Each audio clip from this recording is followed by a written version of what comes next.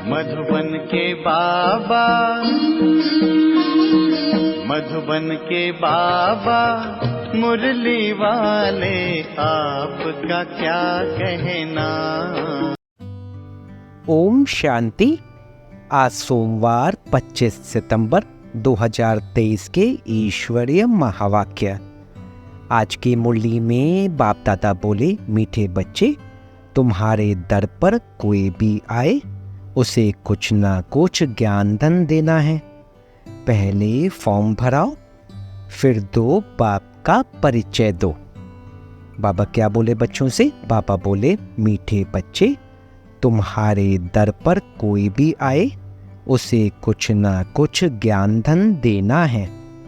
पहले फॉर्म भराओ, फिर दो बाप का परिचय दो। प्रश्न, जादूगर बाप की जादूगरी कौन सी है? उत्तर, जादूगर बाप की जादूगरी देखो। इतना ऊंचा बाप कहते हैं, मैं तुम्हारी सेवा में आया हूं, मैं तुम्हारा बच्चा भी बन जाता हूं। तुम बच्चे जब मेरे पर बलि चढ़ो तो फिर मैं 21 जन्मों के लिए तुम्हारे पर बलि चढ़ूं। यह भी वंडरफुल बातें हैं। बाप कितने प्यार से तुम्हें पढ़ाई पढ़ाते हैं, तुम्हारी सब मनोकामनाएं पूरी करते हैं। तुमसे कोई भी फीस आदि नहीं लेते हैं। उन्हें कहा जाता है राजू रमजबाज। आज का गीत जो पिया के साथ है। ओम शांति। पिया और वर्षा, जो पिया के साथ है उसके लिए बरसात है। किस प्रकार की? इसको ज्ञान वर्षा कहा जाता है। ज्ञान वर्षा कौन करते हैं? ज्ञान का सागर। अब यह गीत जिन्होंने गाया या बनाया वह तो कुछ नहीं जानते। तुम हो लकी ज्ञान सितारे, तुम ज्ञान सागर के बच्चे बने हो, इसलिए तुमको ज्ञान सितारे कहा जाता है। बाप से ज्ञान ले रहे हो। नॉलेज की हमेशा एम ऑब्जेक्ट होती है, कुछ ना कुछ प्राप्ति का रास्ता मिलता है। अब तुम बच्चे जानते हो बेहद के बाप द्वारा बेहद का वर्षा लेना है। वह है पारलौकिक बाप। तुम्हारे पास कभी कोई नए जिज्ञासु आते हैं तो फॉर्म भरने से डरते हैं, तो उनको समझाना चाहिए, क्योंकि फिर भी तुम्हारे पास आए हैं तो कुछ ना कुछ विचारों को मिलना चाहिए। बहुत गरीब हैं, तुम्हारे पास तो अथॉरिटी है। हाँ, नंबरवार कोई फुल पास होते हैं, कोई कम। यह तो नशा है। हमारे पास ज्ञान रत्न ढेर है। ज्ञान सागर कोई महल में तो नहीं रहते हैं, झोपड़ी में रहते हैं। झोपड़ी में रहना पसंद करते हैं। जब कोई कहे हम फॉर्म नहीं भरेंगे तो बोलो, अच्छा अपना नाम तो लिखेंगे, हम बड़ी बहन जी को दिखाएं कि फलाना आया है।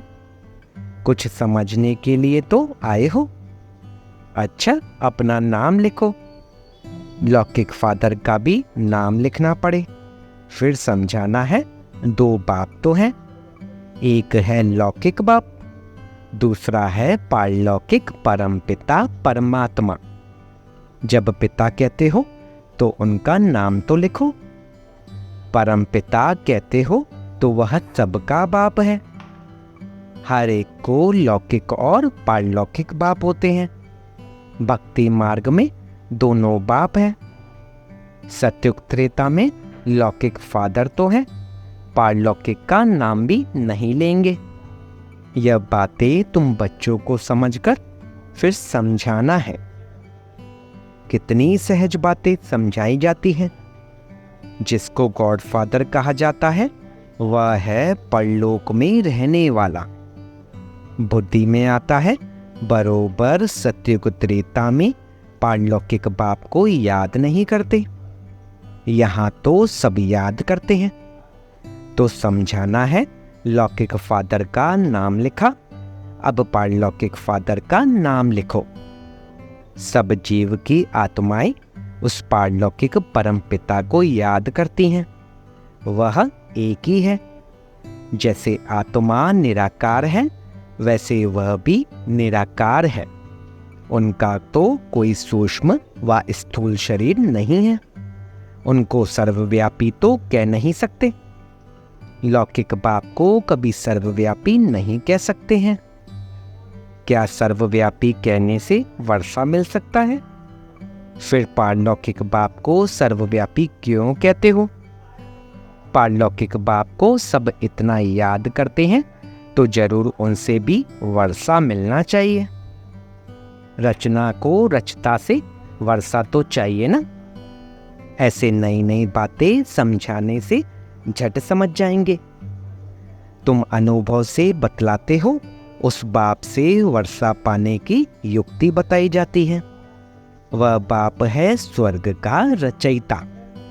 तुम जानते हो भारत जीवन मुक्त था, अब जीवन बंद है। दुख से लिबरेट करने वाला बाप ही है। यह त्रिमूर्ति सहित लक्ष्मी नारायण का चित्र बहुत अच्छा है, हर एक के पास होना चाहिए। इस पर समझाओ कि बरोबर यह लक्ष्मी नारायण भारत के आदि सनातन देवी देवता थे, सतयुग के मालिक थे। स्वर्ग का वर्षा जरूर पारलौकिक बाप स्वर्ग का रचयिता ही दे सकते हैं। कोई फॉर्म न भी भरे, लेकिन यह बात लिखाना तो सहज है। दो बाप हैं, दोनों से वर्षा मिलता है। लक्ष्मी नारायण अथवा उनके बच्चों आदि की जीवन कहानी तो है नहीं। श्री कृष्ण के लिए कहते हैं उनको टोकरी में ले गए, यह हुआ। अच्छा, इन लक्ष्मी नारायण को राज्य कहाँ से मिला?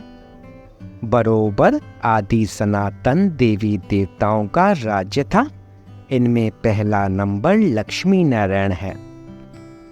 उन्हों को यह स्वर्ग का वर्षा किसने दिया? यह प्रजापिता ब्रह्मा भी बैठा है। यह वर्षा लक्ष्मी नारायण सामने खड़े हैं। फिर झाड़ पर ले आओ। यहाँ तपस्या कर रहे हैं राजयोग की।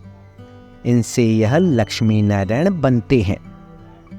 यह समझाना कितना सहज है।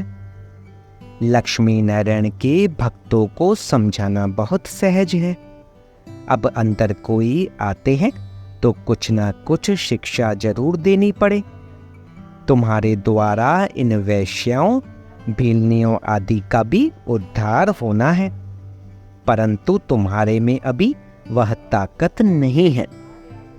बाबा ने समझाया है, तुम अपने पति को बो बो करती रहो। स्त्री अपने पति से भी पूछ सकती है, तुम अपने लौकिक बाप का नाम बताओ। अच्छा, पारलौकिक बाप का नाम बताओ, जिसको तुम घड़ी घड़ी जन्म बाय जन्म याद करते हो। जरूर उनसे कुछ जास्ती मिलता है। लक्ष्मी नारायण को याद करने से तो कुछ मिलता नहीं है। बाप आकर तुम्हारी कितनी सेवा करते हैं, बिगर मांगे तुमको पढ़ाते हैं, कहते हैं आओ तुमको स्वर्ग में ले चलें, सभी मनोकामनाएं पूर्ण करते हैं। नर नारायण का भी चित्र है ना, पूजा लक्ष्मी की होती है। समझते हैं लक्ष्मी से संपत्ति मिलेगी। यह सब बातें भक्ति मार्ग की हैं। लक्ष्मी अर्थात स्त्री धन कहाँ से लाएगी? उनको जरूर पति से मिलता है। पुजारी लोग यह कुछ भी नहीं जानते। तुम बच्चों को समझाना पड़े। तुम भी अभी समझते हो, आगे हम क्या करते थे? कुछ भी नहीं समझते थे, अब अच्छी रीति जान गए हैं। श्री कृष्ण जन्माष्टमी होती है तो सवेरे में उनको दूध पिलाते हैं, झूला झुलाते हैं और रात को फिर खीर आदि खिलाते हैं। क्या इतने में इतना बड़ा हो गया जो पूरी तस्मई खाने लायक हो गया? यह भी समझने की बातें हैं ना। तुम जानते हो यह राधे कृष्ण ही फिर लक्ष्मी नारायण बनते हैं। शिव बाबा इन्हों को यह पद दिलाते हैं। शिव को कभी पूरी तस्मय आदि नहीं खिलाते, उन पर सिर्फ दूध चढ़ाते हैं। अब शिव बाबा तो है निराकार, जिसका कोई नाम रूप नहीं। उन पर दूध आदि चढ़ाने का मतलब क्या है? उनको कुछ खिलाते नहीं हैं। निराकार है ना, श्री कृष्ण को रोटी आदि खाने के लिए मुख है। शिव पर कुछ नहीं चढ़ाते, शंकर पर चढ़ाते हैं, शिव पर नहीं। शंकर का तो फिर भी आकार रूप है ना, दोनों एक तो हो नहीं सकते। अब बाबा कितनी नॉलेज देते हैं, कितनी गुप्त बातें हैं। तुम गोपिकाएं शिव बाबा की हो। शिव को फिर बालक भी कहते हैं। यह भी शिव बाबा पूछते हैं, तुमने शिव को बालक क्यों बनाया है? वर्षा बालक को दिया जाता है। पहले जब तुम बलि चढ़ो तब ही शिव बाबा बलि चढ़े। यह भी है, बाप बच्चों पर बलि चढ़ते हैं, परंतु कहते हैं पहले तुमको बलि चढ़ना है तब मैं चढ़ूं। बलि चढ़ना अर्थात उनको अपना बच्चा बनाना, उनकी पालना करना। कितनी वंडरफुल बातें हैं। माताएं हैं ना, पुरुष भी शिव बालक को अपना वारिस बनाते हैं। शिव बाबा को जादूगर कहते हैं ना, लक्ष्मी नारायण को जादूगर नहीं कहते हैं। यह बड़ी गुप्त बातें हैं, विरला कोई समझ सकते हैं। अपरोक्ष भी बतलाते हैं। तुम बच्चे अनुभवी हो, बाबा ने साक्षात्कार किया, मम्मा ने कोई साक्षात्कार नहीं किया, फिर भी मम्मा सबसे तीखी गई। सबको तो साक्षात्कार नहीं होगा, ऐसे तो बहुत को साक्षात्कार हुए, आज है नहीं। साक्षात्कार से कोई कनेक्शन नहीं है, यह तो है धारण करने और कराने की मीठी बातें। जादूगर राजू रमजबाज तो है ना।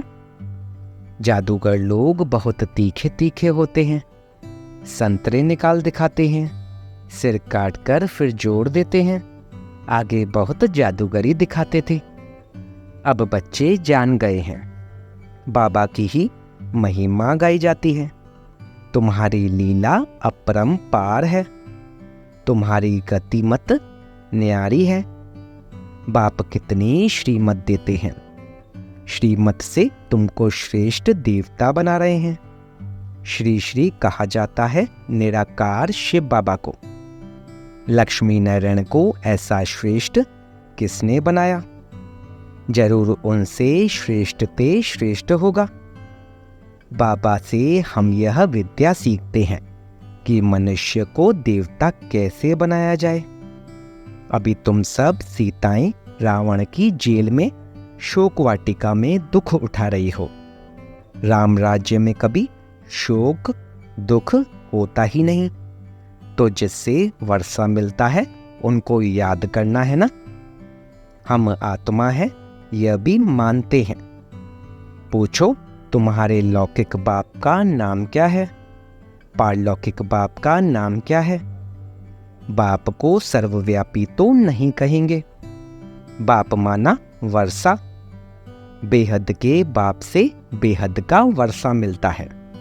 अब वह रावण ने छीना हुआ है, इसलिए कहा जाता है माया जीते जगत जीत। माया पर जीत पानी है। मन तो तूफानी घोड़ा है, खूब पछाड़ने की कोशिश करेगा। बाबा ने अब तुम्हारी बुद्धि का ताला खोल दिया है। तुम राइट और रॉन्ग को समझ सकते हो, तुम समझा सकते हो। अब यह दुनिया बदल रही है। महाभारी लड़ाई तो जरूर लगनी है, उसमें सब विनाश होंगे। यादव मूसलों से अपने ही यादव कुल का विनाश करते हैं। पांडव कुल की जीत होनी है, परंतु दिखाया है 5 पांडव बचे। वह भी पहाड़ों पर गल मरे। बाकी क्या हुआ? कुछ नहीं। राजयोग सिखाया तो कुछ तो बचे होंगे, प्रलय थोड़ी हो जाती है। यह सब बातें तुम अभी जानते हो। दिखाते हैं श्री कृष्ण सागर में पत्ते पर आया। श्री कृष्ण तो गर्भ महल में आते हैं, गर्भ जेल में दुख होता है। सागर तो गर्भ महल है, बड़े आराम से बैठा रहता है। जन्म जन्मांतर से यह गीता का ज्ञान, भागवत आदि सुनते आए, भक्ति मार्ग के धक्के खाते आए। अभी बाप तुमको 1 सेकंड में स्वर्ग का मालिक बनाते हैं। इसको भावी कहते हैं, परंतु भावी किसकी? भावी ड्रामा की कहेंगे। बना बनाया ड्रामा है ना। मनुष्य तो सिर्फ भावी कहते रहते हैं, समझते कुछ भी नहीं। तो जब कोई आए, पहले पहले यह बताओ कि 2 बाप हैं। पारलौकिक बाप स्वर्ग का रचयिता है, उसने तो स्वर्ग का वर्षा दिया था। आज से 5000 वर्ष पहले स्वर्ग था, अभी तो नरक है। फिर तुम वर्षा ले सकते हो। हम भी बेहद के बाप से वर्षा ले रहे हैं। यह भारत भगवान की जन्मभूमि है, जैसे इब्राहिम, बुद्ध आदि की अपनी जन्मभूमि है। तुम बच्चे जानते हो, बाप आए हुए हैं, वर्षा दे रहे हैं। तुम बच्चों को रहमदिल बनना है। कोई को भी यह समझाना तो बहुत सहज है। पारलौकिक बाप की पहचान देनी है। पारलौकिक फादर एक ही बार आते हैं, उनकी याद से हम स्वर्ग का वर्षा ले रहे हैं। बहुत सहज है। ऐसी ऐसी बातें अच्छी रीति धारण करो और समझाओ, दान करो। पारलौकिक बाप स्वर्ग की राजाई देते हैं। लक्ष्मी नारायण को दी है ना।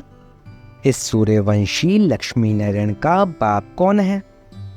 हम आपको बताते हैं। स्वर्ग की स्थापना करने वाला फादर अब इन्हों को स्वर्ग की राजाई दे रहे हैं। बाकी आशीर्वाद क्या करेंगे? अच्छा, मीठे मीठे सिक्के लदे, लकी ज्ञान सितारों प्रति, माता पिता बाप दादा का नंबरवार पुरुषार्थ अनुसार याद प्यार और गुड मॉर्निंग। रूहानी बाप की रूहानी बच्चों को नमस्ते। हम रूहानी बच्चों की रूहानी बाप दादा को सिकवा प्रेम से नमस्ते नमस्ते नमस्ते बाबा, शुक्रिया बाबा, शुक्रिया। धारणा के लिए मुख्य सार: पहला, राइट और रॉन्ग को समझ, बुद्धि बल से मन रूपी तूफानी घोड़े को वश करके माया जीत, जगत जीत बनना है। हार नहीं खानी है। दूसरा, शिव को बालक बनाकर उसकी पालना करनी है, अर्थात पहले उन्हें अपना वारिस बनाना है, उन पर पूरा बलि चढ़ना है। वरदान: उमंग उत्साह द्वारा विघ्नों को समाप्त करने वाले बाप समान समीप रत्न भव। बच्चों के दिल में जो उमंग उत्साह है कि मैं बाप समान समीप रत्न बन सपूत बच्चे का सबूत दूं, यह उमंग उत्साह उड़ती कला का आधार है। यह उमंग कई प्रकार के आने वाले विघ्नों को समाप्त कर संपन्न बनने में सहयोग देता है। यह उमंग उत्साह का शुद्ध और दृढ़ संकल्प विजयी बनाने में विशेष शक्तिशाली शस्त्र बन जाता है। इसलिए दिल में सदा उमंग उत्साह को व इस उड़ती कला के साधन को कायम रखना। आज का स्लोगन: जैसे तपस्वी सदा आसन पर बैठते हैं, ऐसे आप एक रस अवस्था के आसन पर विराजमान रहो। जैसे तपस्वी सदा आसन पर बैठते हैं, ऐसे आप एक रस अवस्था के आसन पर विराजमान रहो। ओम शांति।